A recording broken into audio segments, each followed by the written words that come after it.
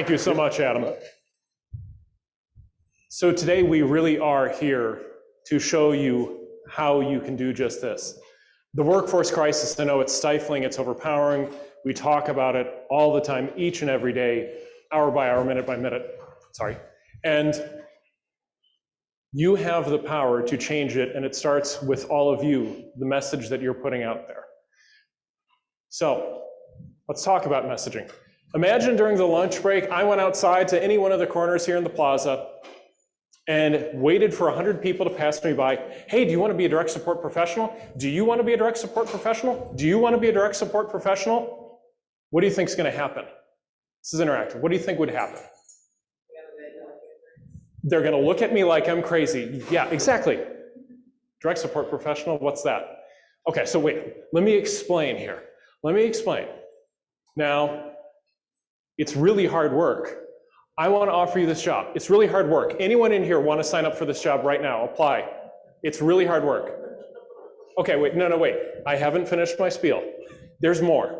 It's really hard work and the pay sucks.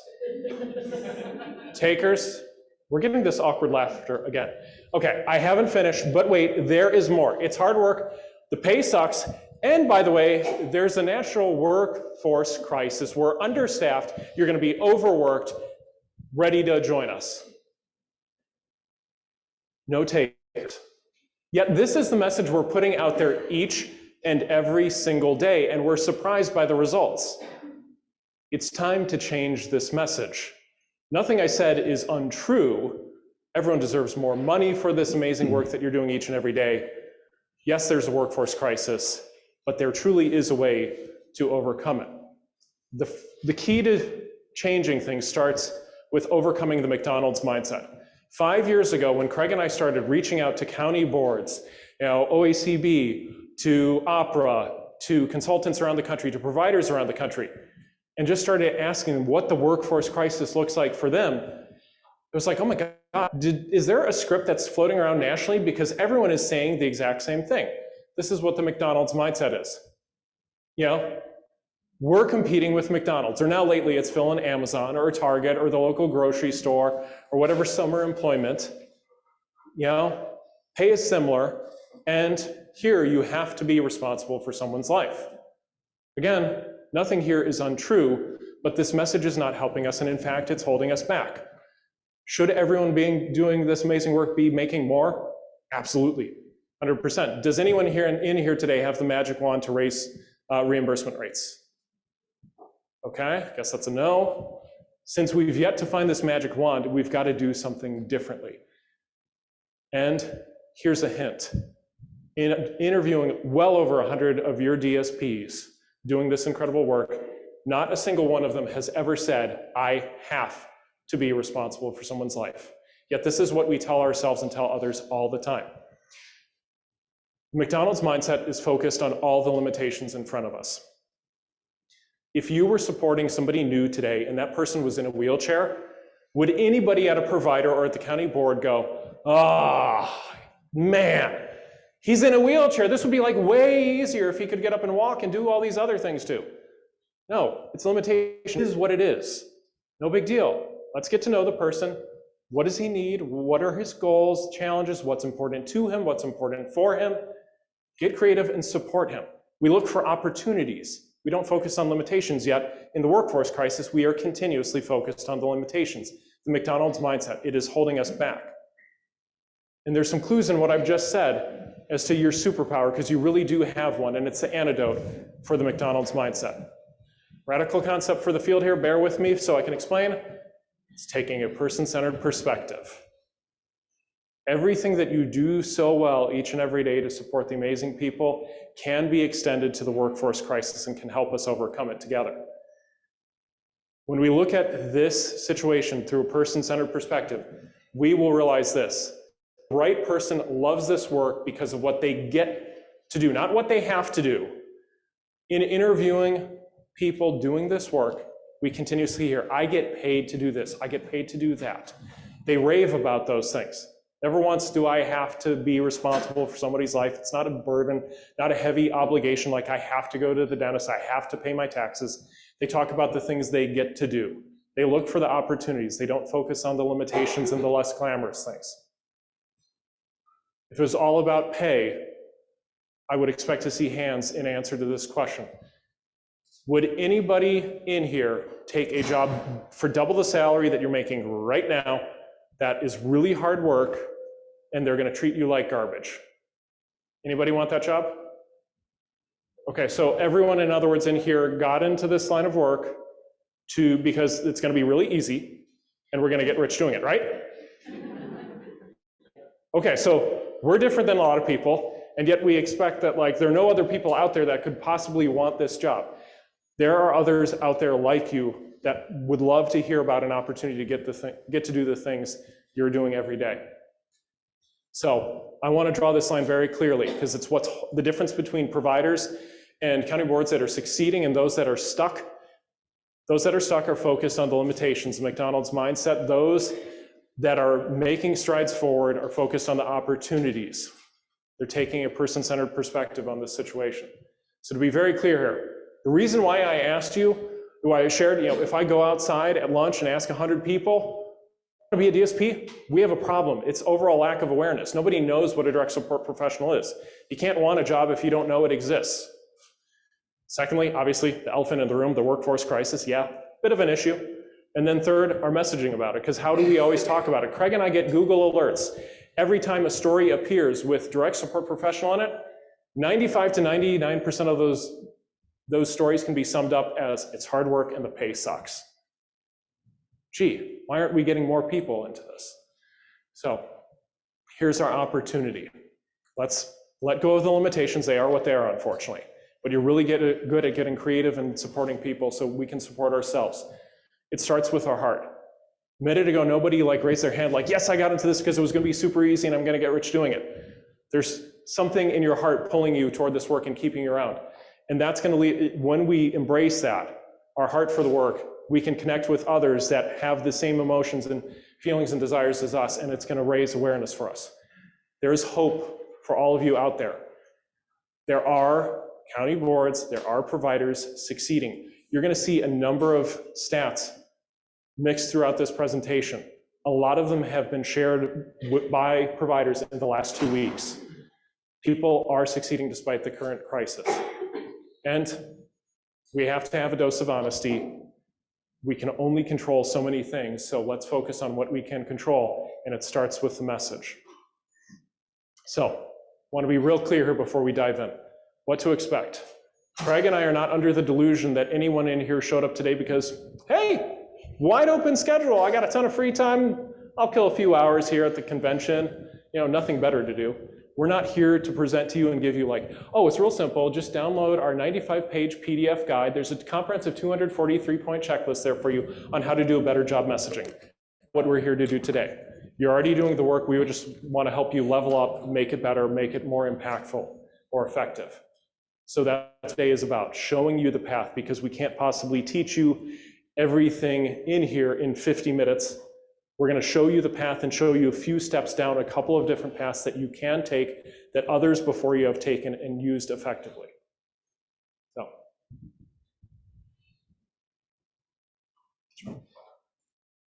So real quick here. We're going to have time for questions at the end. If there's anything that occurs to you after the conference, please feel free, grab a photo of that. He's Craig, I'm Scott. That email address goes to both of us, that phone number goes to both of us. We are always happy to talk to county boards and providers and help how we can. So in his introduction, Adam mentioned a personal connection. For me, it goes back 40 odd years ago when I was in college. And I was taking a class where we were to work with teenagers with Down syndrome and help them with physical education and prepare them for the special lunch, which was fairly new when I was in college. At that point in my young life, I had never even met anyone with a disability, and I will admit, when my kids got off the bus, it was sort of like, whoa. To say that I was feeling a little uncertain, wondering how am I going to help these kids, I didn't know what to do. But I quickly found out they're really like just anyone else, and it was an absolute blast watching them learn new skills, competing with one another. It was one of the best experiences of my life. Now, I also played sports in college, and I was going to miss a class for a road game. So I just went to my prof because, hey, they're forgiving for football and lacrosse players. This is going to be no problem, right? He said, no, it's no problem. Get somebody to fill in for you. So I turned to my then fiance, Sarah, and I guess she enjoyed the experience because she wound up changing her major. And later, I feel very close to the county boards of Ohio because she spent 30 years at the Lake County Board of DD in Northeast Ohio.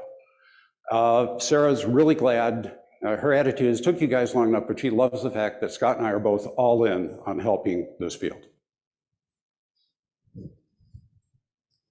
My side of the story comes in 30 odd years ago. As a young kid, I remember visiting my mom at work at the county board a number of times, and it made a distinct impression on me. It was no one person or event. It was that all of a sudden my eyes were open to a very different reality. I realized as a young kid, oh my gosh, I'm taking things for granted without even realizing it. Things as basic as being able to walk and talk.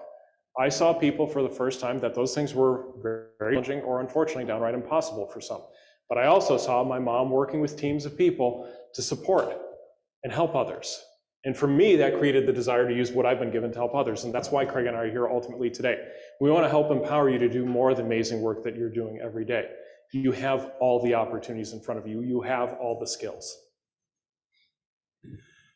All right, so we mentioned the book, and you'll notice coincidentally, the outline of opportunities Scott mentioned coincides with the book, which comes in 3 parts. The first part of the book is heart, the second part is hope, and the last part, honesty. So let's talk about heart and how we can connect to people to raise awareness. Scott already gave the example of no one knows what a DSP is or does. So, how are you going to attract people to a job they've never heard of? When we talk about it, what do we talk about? Oh, what does he have to do? The hard work. Well, that isn't going to connect to anyone. What's going to connect to them is why we do this work, what's possible. People connect with stories, and instead we're not sharing the stories. We're sharing stories about the money, the reimbursement system, people living at or below the poverty line, DSPs deciding between food or gas for their car. That's not going to help our cause. If people don't know a DSP job exists, they certainly aren't going to want it. Government isn't going to support it because even if they know, I don't want to cast aspersions on political people, but by the same token, if you're running for re-election, which is going to get you more votes? Oh, I got more money for nurses and firefighters, or I got more money for DSPs. The position no one knows exists. So we need to do a better job at sharing stories and why this is valuable to all of us. Scott mentioned our Google alerts. The first words of this book are, it's hard work and the pay sucks, want a job. That's the message we keep seeing over and over in Google alerts. I'll see things like, oh, this state just gave a $2 an hour raise. And the lobbyists will say, well, that was nice, but it still isn't enough. You must do more. That's not helping us. We talk about this DSP workforce crisis. I was talking to somebody before this. Please, yes, we're using the word crisis in this. But I'm hoping in a couple of years, people stop talking about this as a crisis and look at the opportunities. People have no idea how to help. I mean, what are we presenting them with? Well, it's hard work, the pay sucks, and there's a workforce crisis. That's not exactly going to inspire anyone to get involved and take a step forward to help us or support our cause. So that's dealing with a job they've never heard of.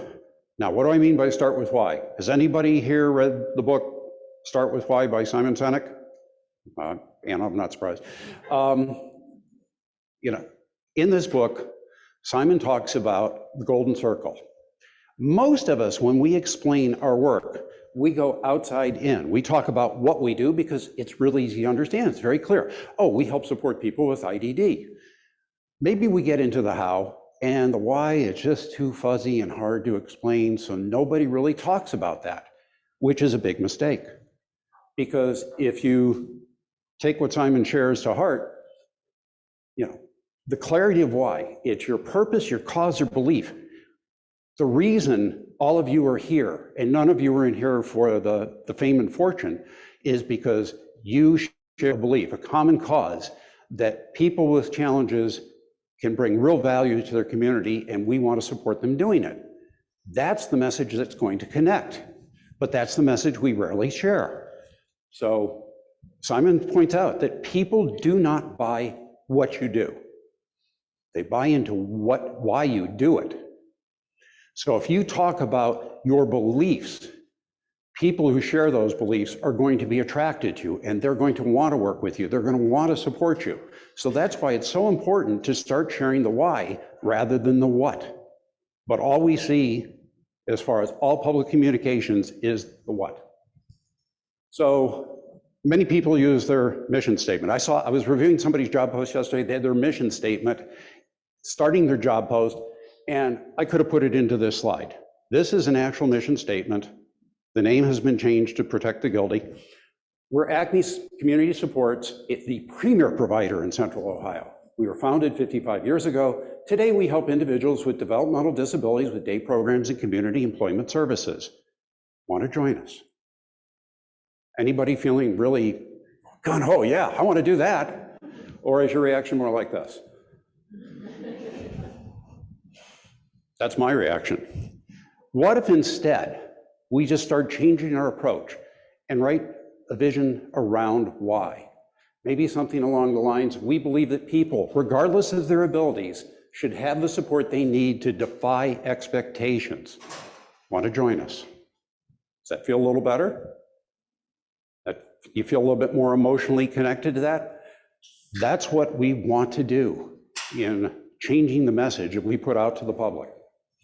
So we talked about awareness for a job that people have never heard of, starting with why, and the importance of sharing stories and the amazing outcomes, because those are not being talked about. Now, I know one person here will recognize this. This is Ashley, and one of the people she supports, Chad, from CSS in Ohio. And Ashley has been an absolute rock star in supporting Chad. She's been nominated for awards and things like that. One of the things she did with Chad is during the pandemic, Chad was grossly overweight. I'm talking about like 380 pounds. Doctors wanted to start him on insulin. Ashley had gotten him a job mowing lawns because he loves to mow. But of course, they were worried he was literally going to stroke out on a hot summer day mowing grass. Her mother was adamant, or Chad's mother was adamant against having him on insulin. She wrote out a menu. Ashley worked with Chad during the pandemic, got him a little bit more interested, he and his roommate, a little bit more interested in healthier food choices and exercise. Chad lost about 150 pounds last year. So they decided to surprise him, and Licking County paid for that billboard, and they took him out, and of course nobody could understand why are we taking him out to the middle of nowhere and stuff, what's going on here? And his mother was away, she couldn't be there, but they brought her in via FaceTime. So when they unveiled and pointed to the billboard, talking about Ashley changed my life, Chad. Chad looked at it, looked back at FaceTime and said, see, Mom, I told you someday I'd be famous. You will remember that story because of what I just did, the emotional connection you have it. If I just told you, oh, Ashley supports a bunch of people, one of the guys is named Chad, helped him lose weight or something, that wouldn't cut it. It would not be memorable. It wouldn't change the narrative. People connect emotionally to stories, and we have so many great stories to share.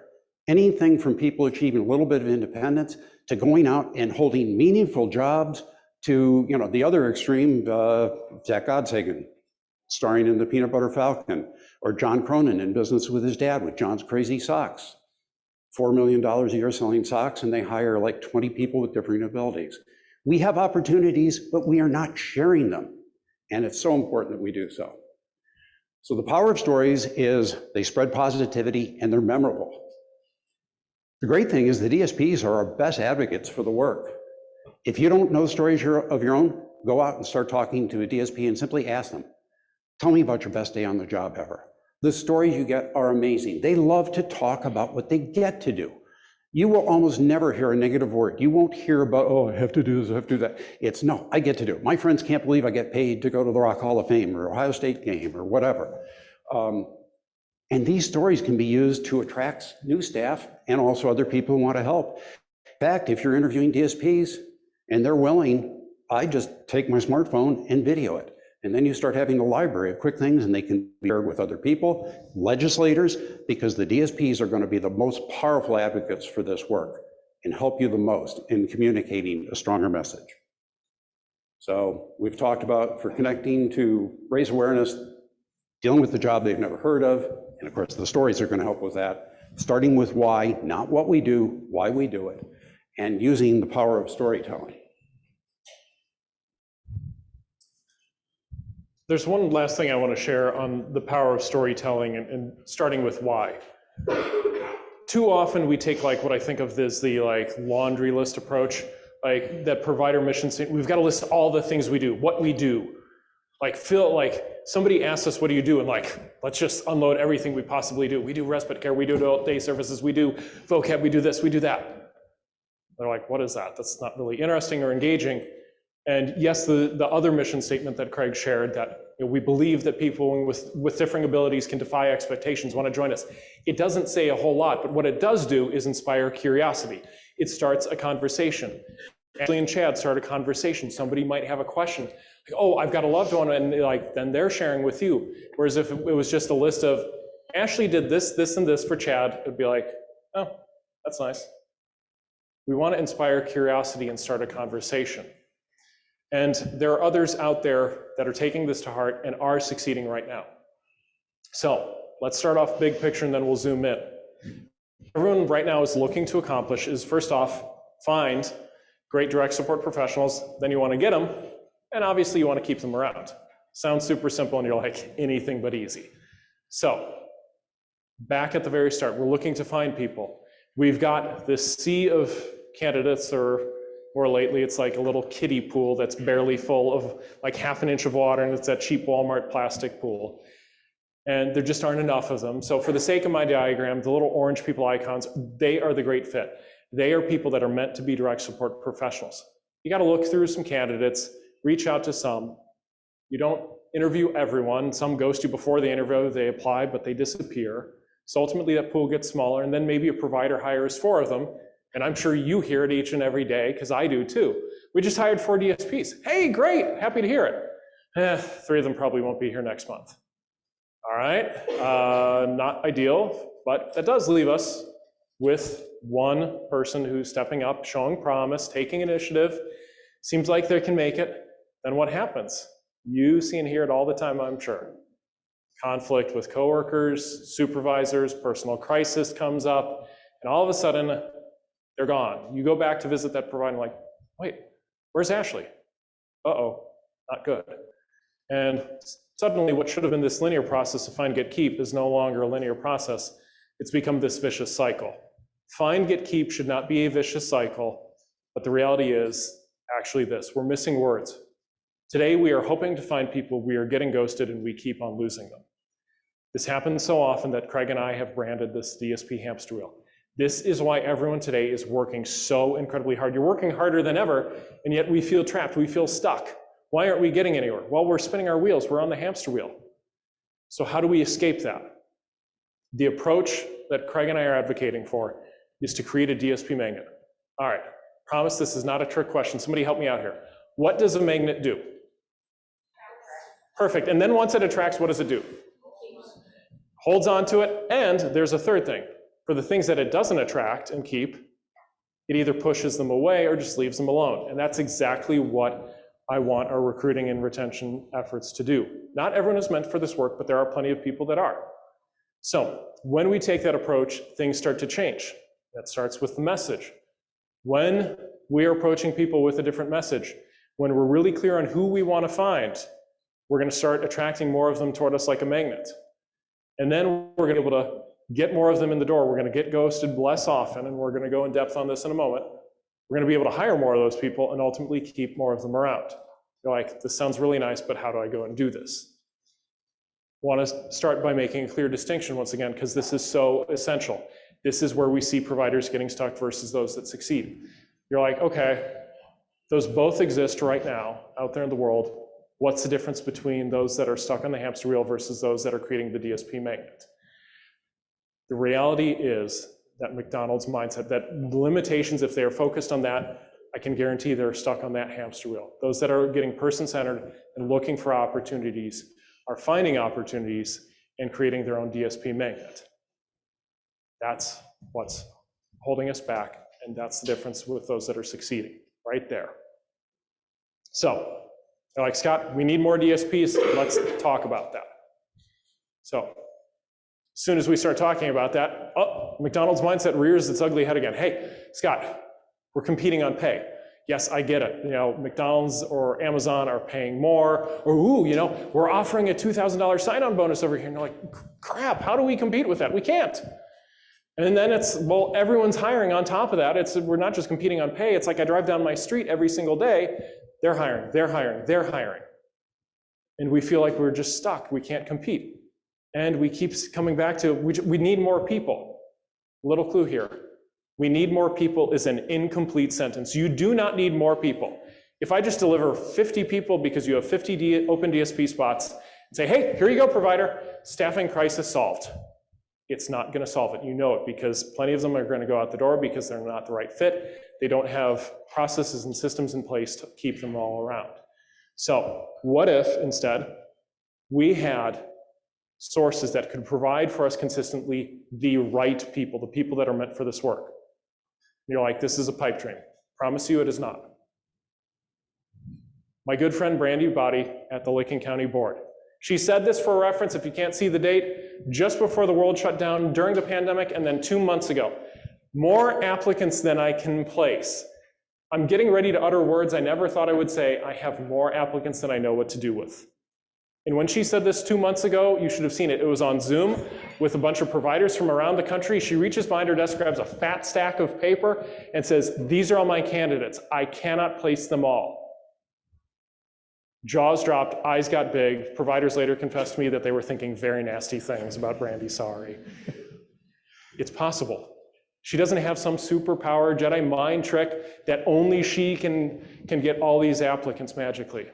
She's taken the approach that I'm about to share with you and absolutely run with it. She has taken action. And she's not alone. This was shared with me about a month ago.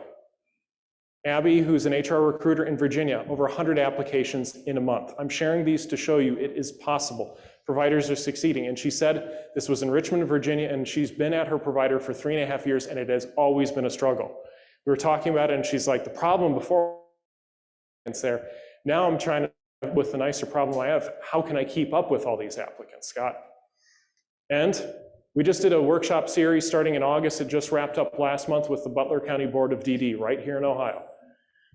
Danny was at that every workshop in that series, and this is what she told us. Afterwards, after that November workshop, she came up and said, Craig, Scott, at the beginning of this workshop series in August, we had 20 openings in my area. Right now, we are down to 6. The difference is she's not just like settled for looking at the slides, hearing our message, she has put it into action. So what's the starting point here? Sorry, Sean, can you clickers forward. It starts with a DSP cloning machine. And they're like, God, what is this guy drinking before the session? Yes, it's a fantasy. I wish we had a cloning machine, but it is a really powerful tool. So if we had a cloning machine available, staffing crisis solved overnight, here's the mindset I want you to go in with. Who would you clone? Person-centered.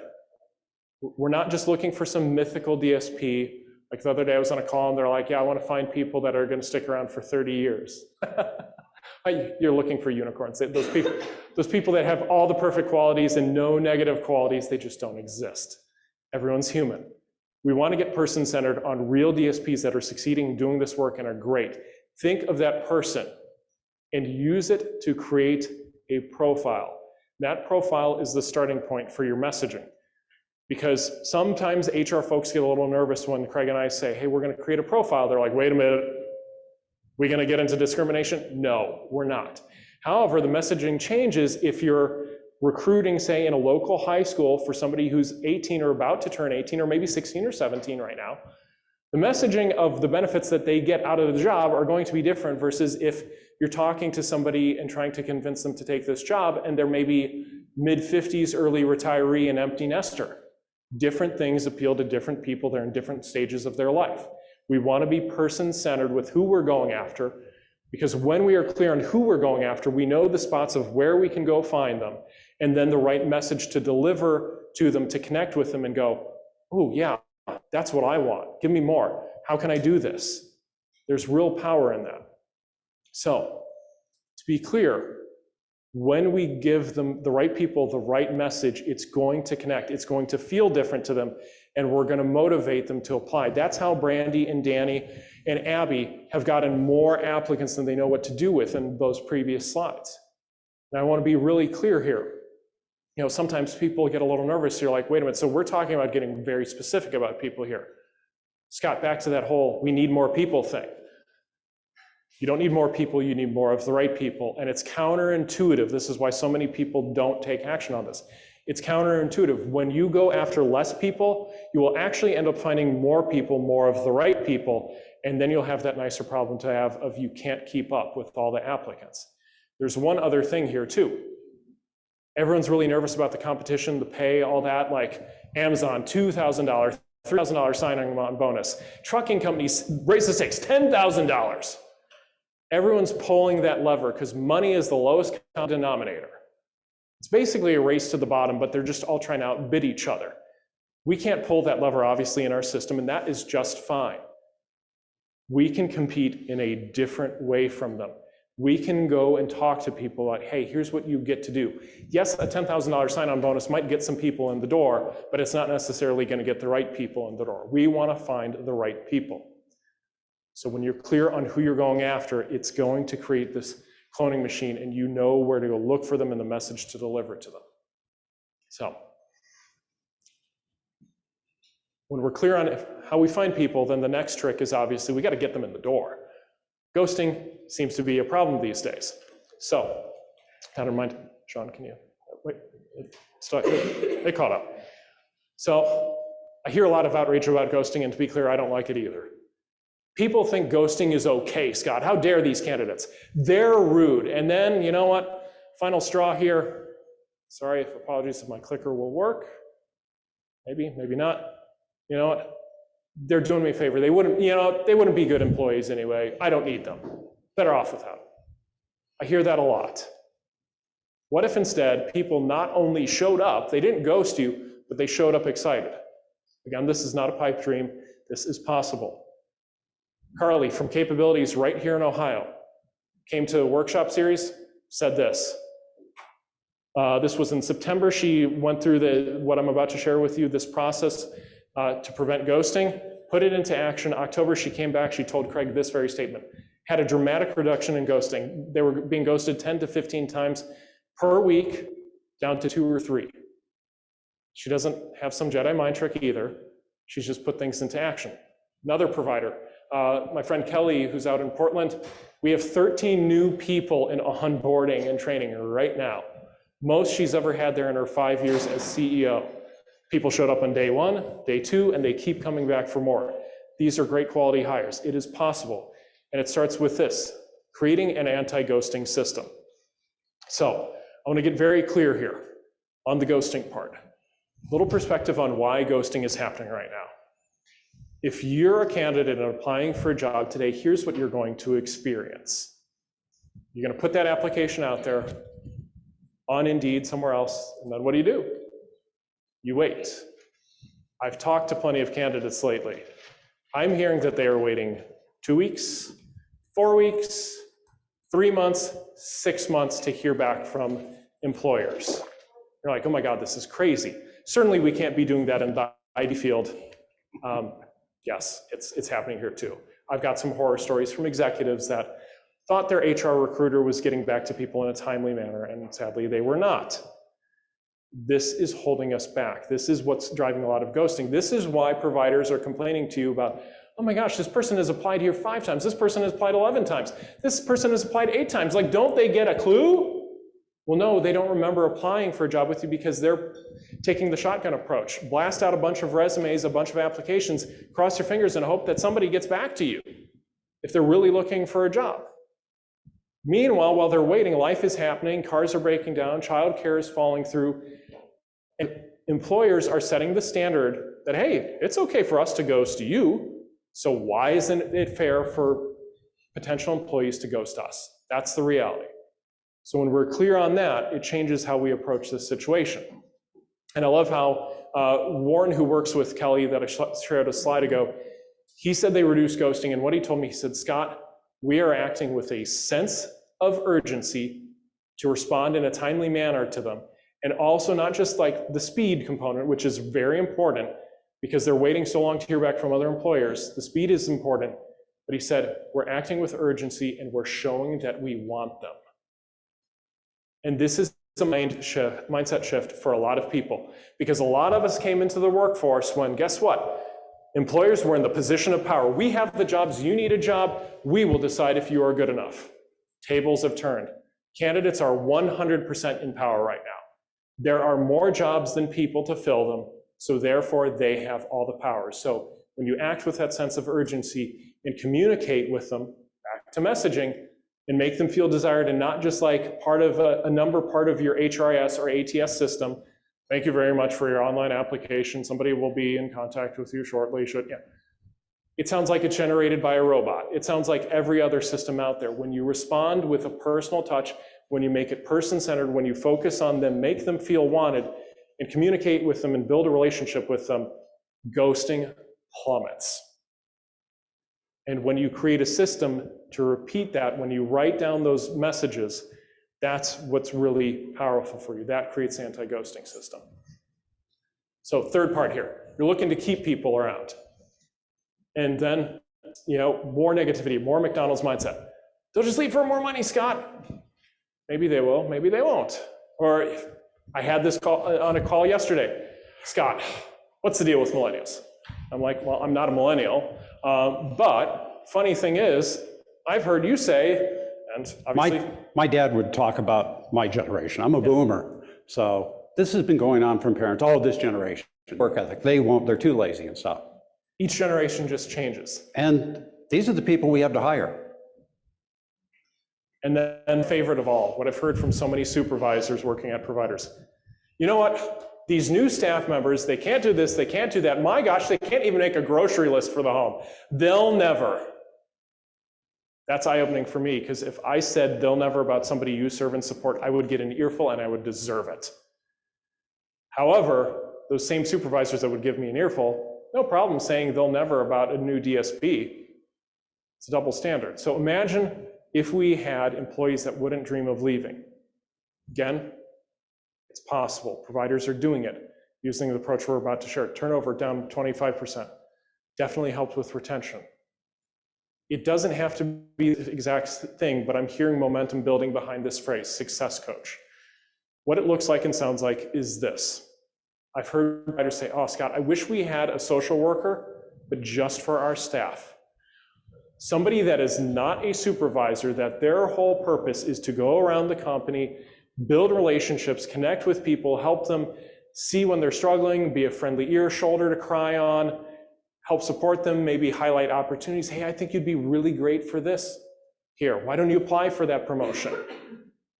Somebody that has no executive power over anybody, but is at the executive level, and their whole responsibility is to go around the company and develop relationships so that they're creating an atmosphere where people feel connected, they feel safe, they feel supported, and they have a genuine relationship. They don't feel isolated. People will stick around. Yes, they could go down the street and maybe make $1 or $2 more an hour, but why would I leave if this person has my back? My gosh, they helped me out when my childcare fell through, when they managed to get a loan for me, when my car broke down and I couldn't afford it. If we start extending more of the person-centered supports that we extend regularly to the individuals with disabilities to our staff, things will change. And a lot of other employers out there, like this has come up, they're like, that's their own problem, not mine. So good. This is an opportunity for all of us in this room. If we extend more supports to the staff, we will see successful outcomes. All right, let's talk a little honesty and focus on controlling what we can control. Again, we go back to McDonald's mindset. Hard work and the pay sucks. True. Can't do anything until we fix the dollars. Bull. Most upsetting thing that's happened to us this year, Scott shared a whole bunch of good things. The one that sticks in my craw is about 2 months ago, we were doing a webinar for one of the Pennsylvania state associations on culture. At the end of it, somebody put into the chat window, there's no point in improving the culture until we can improve the pay. So I'll say, oh, let me get this though.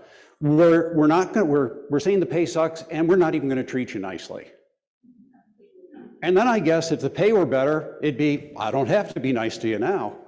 I mean, that's ridiculous. That is self-limiting. We shoot ourselves in our foot. Again, we can't compete. There will always be a job that pays more.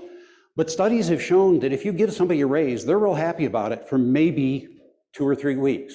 After that, if they didn't like what they were doing, if they didn't like the job, they are just as unhappy. Oh, I deserve more. I should have got paid more. Again, these are factors we cannot control, so why worry about it? As we said, the pay should be better. Never mind a couple of bucks an hour. If Scott and I had the magic wand, double, triple, that's the value DSPs bring. But we don't have that magic wand. Complaining isn't going to fix it because we've seen 30 years of complaining about the DSP workforce crisis. Has anyone seen a change? The government coming in to save it?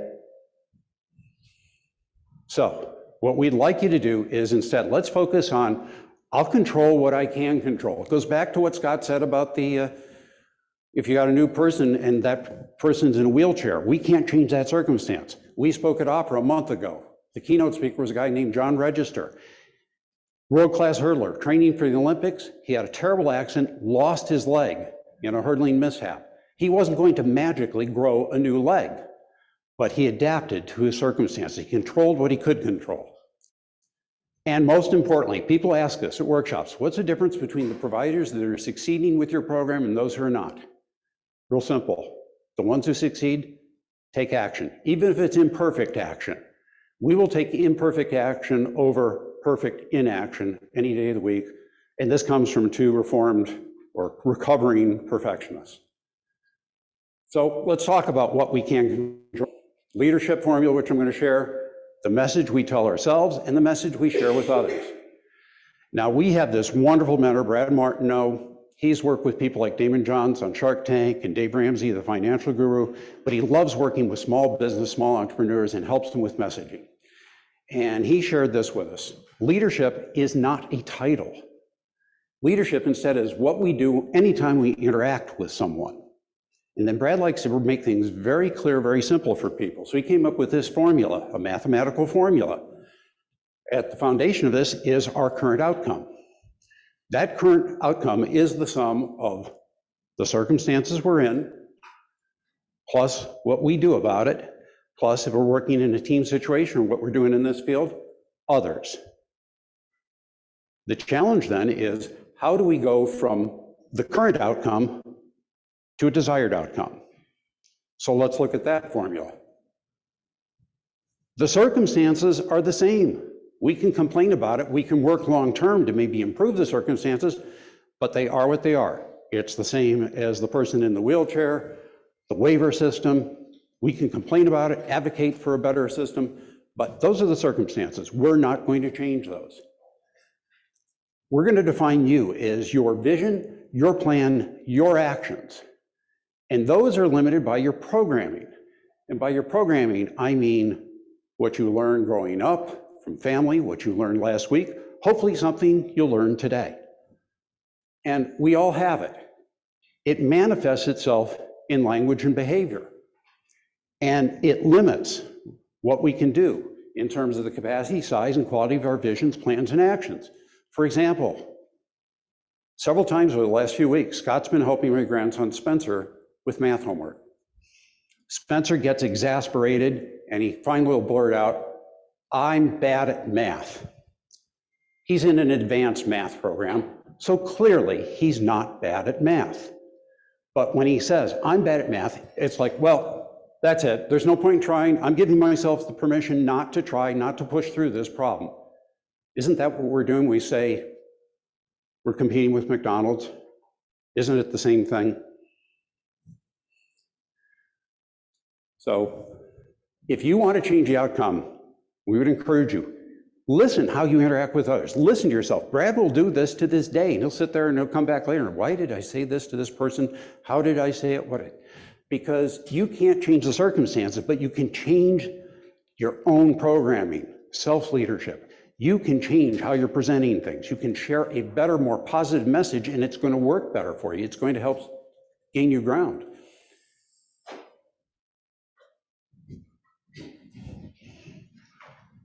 There we go. All right, then when it comes to others, we need their enrollment, their buy-in. We want them to work with us and help us carry out our vision, plans, and actions. Now, if you don't have your desired outcome, since we can't change the circumstances, that means either your programming is limiting you, or others are not buying in to what you want to do. And buy-in has to be conscious, informed, and willing. Sure, we could use carrots and sticks and manipulation and say, Anna, you must do this.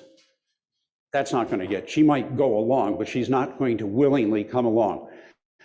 We want to be inspiring. We want to encourage them so that they want to join in. Yes, I'm going to help you do this.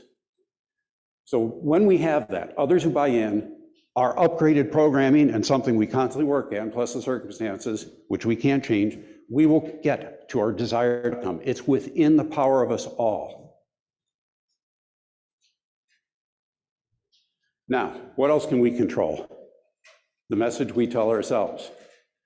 Right now, our fear of the workforce crisis, everything that's going on in the economy, mandates, are they on, are they off? Our words are at war with our hearts. I would encourage you every day, think about why you do this work. Why you didn't take Scott up on that offer of double the pay for something that isn't going to treat you very well and is really hard. If you don't believe you can improve this, how are you going to convince anyone else? I'm telling you right now, we've seen enough. We've been doing this for 5 years. We've seen enough success with providers. It is doable. I don't care about the workforce crisis. I don't care about the circumstances with unemployment. It's really not much worse now than it was back when unemployment was at a record low for different reasons. We want to look for opportunities. Then, the message we tell others, as far as the public, stories that highlight this work. Let's start changing that narrative. So maybe if Scott went out and asked 100 people, what does the DSP do? Maybe you get 1 or 2 people who could answer. If nothing else, it's a worthwhile story to share. It's what Licking County's been pushing so hard to do. Think about when you're talking about staff. I would say if any of you are involved in helping any provider or you're running any job post of your own, get away from that job description that tells me what I have to do. Put up a job post that tells me what I get to do, how much impact I can have on someone else and how much impact they're going to have on me. And a call to action. Give them a reason to apply or share the story or get in contact with the right person. Don't assume that they're just, oh, well, that sounds interesting. I think I'll go and contact them. And then the message you tell the government. It's really important we get away from this, well, the pay sucks, they're below poverty line, all that. True, but that's not going to encourage a public official to lend you support. If you put me in charge of the system, I would put an end to the current DSP Appreciation Week where we go and stand on the Capitol building steps and do things like that. I would, if I had to, drag representatives out to my day programs, community employment, residential settings, show them what you do. Talk about the costs and consequences of inaction. What are we going to do? If this doesn't change, we go back to institutionalizing people. Well, that was pretty lousy when it was going on, what, 30, 40 years ago. Again, a call to action, give somebody a reason, something that they can do to get involved. Now, Scott mentioned the Google alerts that we get. I heard about this state representative in Minnesota, Joe Schumacher, a Republican, who had spent a day shadowing a DSP, a full day, 8 hours. Happened spur of the moment, he happened to run into the executive director who he knows. She said, you ought to come out to one of our employment things. We got a group going out tomorrow. Well, it turns out Joe knew a couple of the DSPs, even knows a couple of the people that are supported. He calls them my neighbors. So he went out and he was completely blown away about how engaged the DSPs were with the individuals they're supporting, not only helping them do work, but helping them do what they want to do. And he also realized, there's this great assumption, particularly in the legislator and maybe even the general public, that, oh, well, yeah, I've heard about people with disabilities going out and doing work. Well, it's just busy work. It's just something to keep them occupied. And he realized, no, wait a minute. These people are making real contributions. They're making products, providing useful services. They're providing value to our community. I'd be willing to bet I could talk to the Ohio legislatures and about Probably Scott Lips would be the only one who might know what I'm talking about because his wife used to be in this field. I mean, I don't think they understand that with better support, that people with disabilities or differing abilities can contribute so much to our communities. I wouldn't have known when I had a manufacturing company long before we started doing this. I would not have known that people with differing abilities could make such contributions to our business had not my wife worked in community employment services. And when I was talking about something, she says, why didn't you call up a T-Put? We can do this, we can do that. And it was great. You know, the turnover of people with differing abilities is less than 10%. You don't think there are employers right now who would kill to have somebody who will come and show up reliably for work, but we don't share those stories.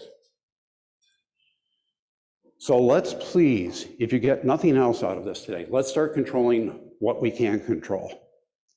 Ourselves, getting buy-in from others, the message we tell ourselves. Let's get rid of that self-limiting. What good does it do to say we're competing with McDonald's? And the message you start sharing with others. So in summary, if you want to change the workforce crisis, get away from the McDonald's mindset. That's all about limitations. Use your superpower, person-centered perspective. Focus on the opportunities because they are many. Connect to raise awareness. Others are succeeding. Right now, same set of circumstances. Control what we can, and that messaging is the most critical component of that. You have the skills, you're person-centered. All we're asking you to do, please extend that approach. Now, we mentioned the book. If you're interested, we'll sell it here. We've got a few copies here. We'll sell it for $30 instead of the 35 that you see on the next thing. Jamie Steele, it's worth the book, just the price of the book, just to read his story. Jamie Steele is executive director of OVRS in Southwest Ohio. He's the president of the opera board. He shared his story, his journey growing up with his brother Andy with severe disabilities and severe challenges. Oh, he needs to be institutionalized. He needs to do this and this. The things, the interaction that Jamie has with his brother throughout that story. And also when he first started sharing that story, he told us that people, his own team, started looking at him differently because they realized, wait a minute, he shared his why, and it changed everything around him. So we have the hardcover. As I say, if you buy it in person here, in-person advantage, $30. For those of you in our virtual audience, you can go to blitzcreative.com/order. It's also available in the ebook. I do want to close with one more story, because I love telling stories. We get to work with a gentleman named John Dickerson. He was the head of the Arc of Indiana for about 40 years. He's now gone over to the dark side. He's a private entrepreneur like we are, with an excellent communication tool called Quillo. And he told us about, he was invited to go visit one of the premier workforce programs for industry manufacturing in the area. So he's going out, he was interacting with people, and he saw this one young man, Kevin. He went over and said, "Hi, Kevin, I'm John. What do you do and what do you like about working here?" Kevin, without ever looking up, just said, "Making money." John said, "Okay, well, you know, that's good. Why do you like making money?" Spend it. "Okay, what is it you do here?" "Wood." "Okay, well, that's interesting. What do you do with wood?" "I stack it." Any question John asked, no eye engagement. Kevin would continue to look down, 1 or 2 word answers. It was clear Kevin just wanted to be left alone, get back to work. But he knew Kevin was good. He gets paid more than minimum wage.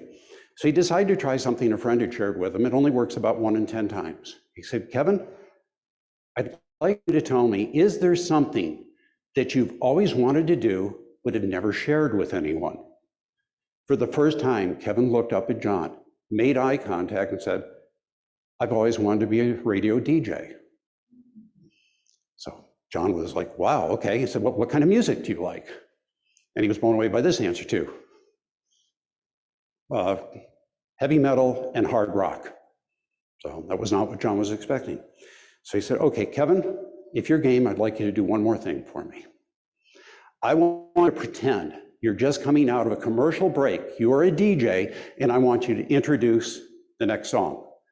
So Kevin looked at him, was a little uncertain, then looked down. Then so I looked at him and said, "Good afternoon, drivers. This is Kevin, and our next song up is Aerosmith's Living on the Edge." John said, "Kevin, that was perfect. That's fantastic." John went over to the staff and said, "Do you realize what Kevin can do, what he wants to do?" I said, "We got to get him a microphone, get him a free YouTube channel. He can, share events for you. He can be DJ at your fundraisers. He can do so much for you." And they looked at John like he had two heads and said, "No, Kevin's job is stacking wood." If your heart's thinking like ours did when we first heard that, that's the feeling Scott and I get when we hear anyone tell us in this field, we're competing with McDonald's. No, there are opportunities. We do not have to compete with McDonald's. We have an opportunity, we have an obligation to do so much more for the people we support. Once again, if you have any questions, I'm Craig, my son Scott. You think of something later, please feel free to reach out to us at info@blitzcreative.com or this phone number. Any questions?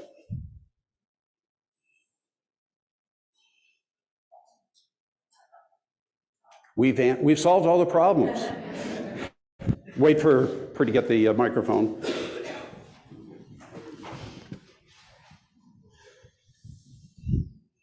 So our participants at home can.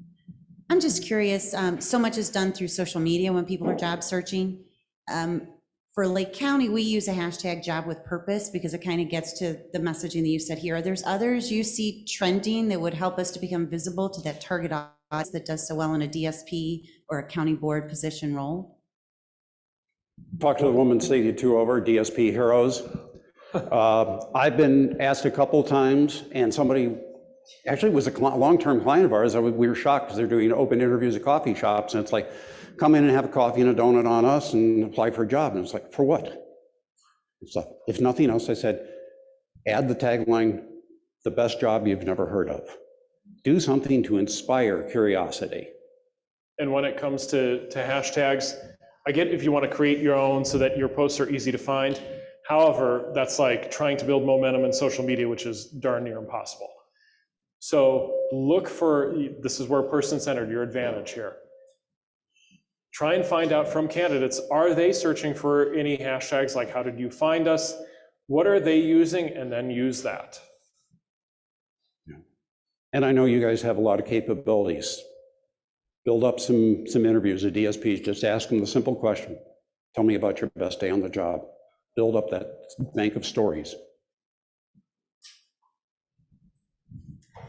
Hey, kind of in that same vein, DSP is pretty jargony.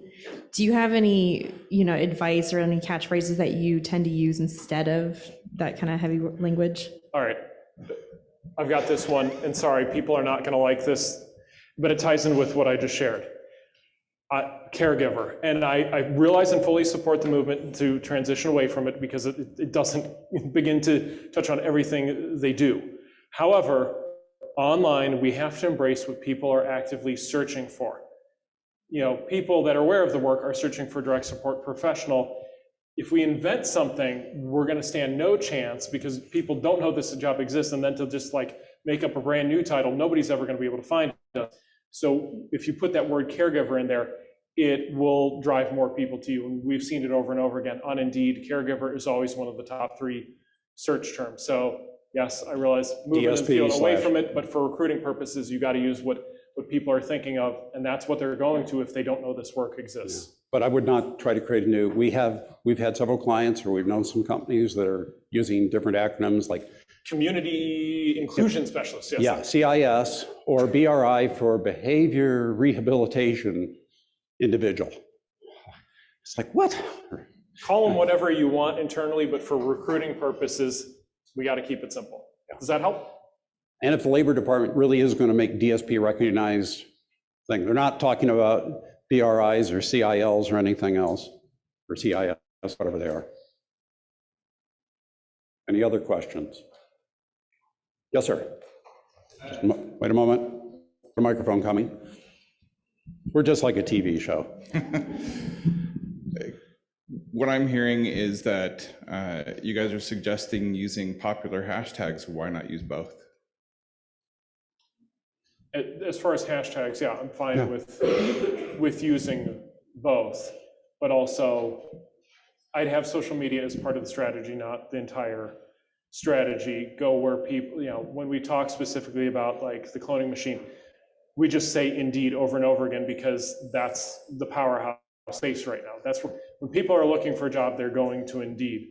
So I'd make sure that I'm using social media and embracing job sites. And I know Indeed has like some hashtags that candidates can put on their resumes, like ready to work and some other things like that, so that they pop up. So yeah, do both on social media, but all too often we see, providers and counties and associations trying to like build this momentum on just their own hashtags. So that's what we want to. And I would focus more on the main content and method I'm putting on social media than any hashtag.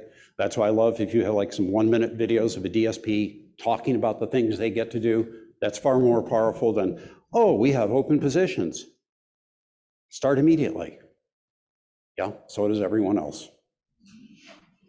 And if we've got a minute here, one more pro tip on social media.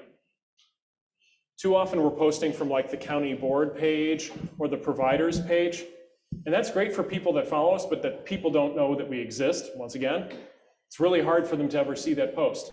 So get staff to share posts on their personal feed. Take the text, take an image, put it on their personal feed, so that way their personal network of friends, family see your message. Let me clarify. They don't share your existing post. You give them the content so that they can post it as an original post on their feed, because their friends who should be like-minded are going to see it. Make sense? All right. Well, unfortunately, that is all the time we have. Please help me thank our presenters today. Hopefully everyone online also had a great experience. Did we get any questions online? I just had to step out of the room. We did have a question. Is there a question currently? Yeah. Oh, okay. We'll do one more question. You guys, I know we're on our way to the next session, but the question is, it was discussed 2 years ago about giving DSPs actual living wages and benefits. Where has this gone? Boy, that is a big question. Well, the short answer is we did pass a 4% wage increase in the last budget. County boards have offered to give another 2% wage increase starting January 1st of 2023. And I believe there are many other efforts underway to get some of that federal stimulus dollars from the American Rescue Plan Act out to DSP as well. So a lot of information, I know, in a very short period of time. Unfortunately, we can't get too deep into that. That was a very big question, but we appreciate everyone for being here. This will end the session. Thank you all for being here in person, and thanks everyone online. We will see you next time.